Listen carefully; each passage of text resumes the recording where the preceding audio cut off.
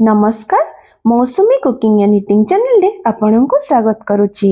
मो चैनल रे जदि आपण नुआ आछंती चैनल को सब्सक्राइब करबा सहित लाइक कमेंट शेयर करबा को अनुरोध, जहा द्वारा मते नुआ नुआ वीडियो आनिबा पई प्रेरणा मिलिबो। शीत दिन आसीबा मात्र के घर बाड़ी ठू आरंभ करी परिबा मार्केट रे सबुठी मिले पालंग साग। आ सागटी जदि तटका होइथिबो रोसई सहित खाइबार मजा भी द्विगुणित हो जाए। आपण मो भलिया फुलकुंडे पालंग साग लगे पूरा ताजा साग खातु, देखिए मन को बहुत खुशी लगी थाए। तो चलतु आज पालंग आलूर गोटे नुआ स्टाइल रे मजादार रोसईटे करवा। एमिति आपण करिकी देखंतु बहुत भल लागिबो। तो प्रथमे आपण पालंग साग को भल भाबरे धोई नेबे।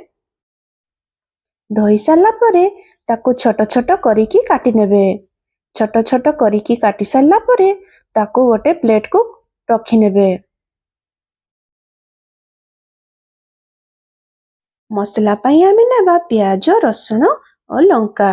ताकू मु हेमदस्तारे कुटी नेछि। आपण चाहिले ग्राइंडर किंबा मसला बटारे भी अल्प खदड़ करिकी बाटी नेबे। तापरे आमे आलू को छोट छोट करिकी काटी नबा। एई भलिया साइज रो देखंतु।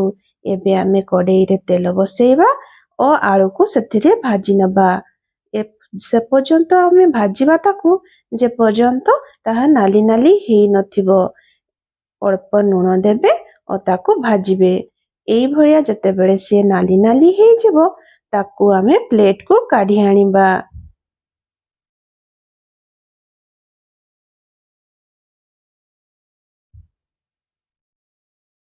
सबुतक प्लेट को काढ़ी आनी सारा परे सेई कढ़ई रे ही आमे जीरा पकेइबा। प्रथमे ता जीरा आमर फुटी गला परे सेथिरे आमे हेमदस्तारे कुटी रखिथिबा मसला को पकेइबा।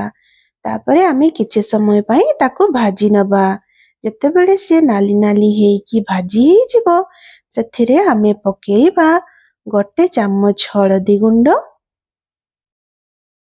टिके काश्मीरी रेड चिली पाउडर, टिके गरम मसला। तापरे आमे पुणी थरे ताको भाजी नबा।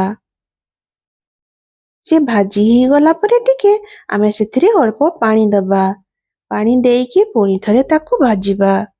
से जेतेबेले एई भलिया भाजी हेइ जिवो पुरा तापरे आमे सेथिरे पकेइबा आमे फ्राई करी रखिथिबा आलू को। एका सहित ही पकई दबा टमाटो आउ ताकू भल भाबरे कसी नबा।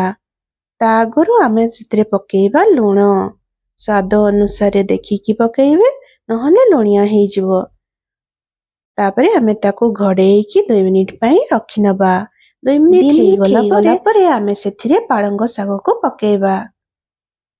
पालंग साग को पकेइला परे ताकू एपट सेपट न करी आउ थरे घडणी देइकी 2 मिनिट पई रखि नबा।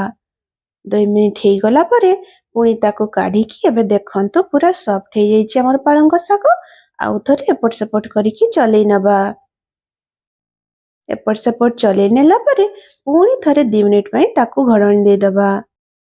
2 मिनिट हेइ गला परे ताकू पुणी घडणी काढी एपट सेपट करनबा। देखंतु हमर पालंग साग आलू पूरा पूरी भाबरे सिझ जाइछि आ पालंग सागर भी पूरा पानी बाह जाइछि। एबे तमे ताकू हाई फ्लेम रे रखिकी पानी मरिबा पर्यंत भाजीबा।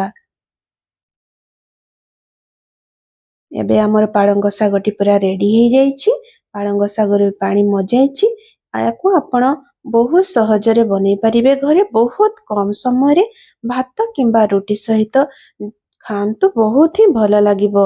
एमिति आपण सहज सहज जदि रोसई सिखिबा पई कि देखिबा पई चाहुचंती ताले मो चैनल को सब्सक्राइब करबा सहित लाइक कमेंट शेयर करंतु। तो आज पई रहुची नमस्कार, जय जगन्नाथ।